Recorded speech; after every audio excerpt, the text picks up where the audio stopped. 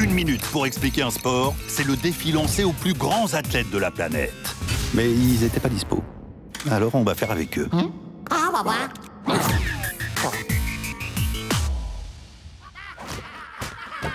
Alors, oui, en escrime, il y a bien 3 types d'armes. Mais pas celle-là, désolé.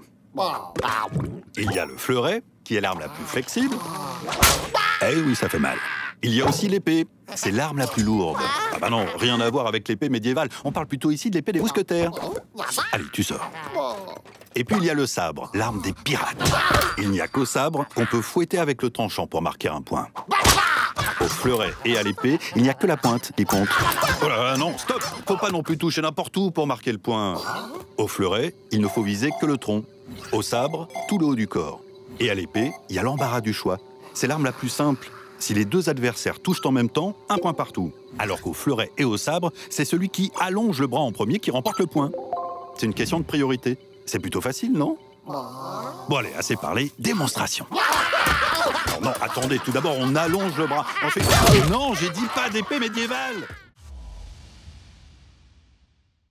Canoë, kayak. Ah, pas facile de voir la différence, hein? Le canoë a été inventé par les Amérindiens. Il se pratique avec une pagaie simple et à genoux. Enfin, quand on a des genoux.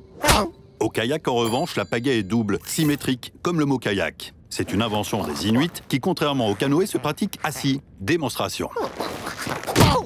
Merci, c'est gentil d'avoir essayé. Dans ces deux embarcations, on peut soit faire de la course en ligne sur une eau plate et calme, soit du slalom sur un parcours d'eau vive. J'ai dit d'eau vive. Il faut alors franchir le plus vite possible une vingtaine de portes. Il y en a des vertes qu'il faut passer dans le sens du courant.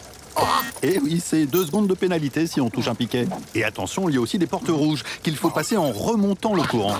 Allez, un petit effort. Non? Dommage. Rater une porte, c'est 50 secondes de pénalité. Oups, plus de courant. Ah, il va le faire, hein? Attention quand même, hein? Tomber de son embarcation, c'est...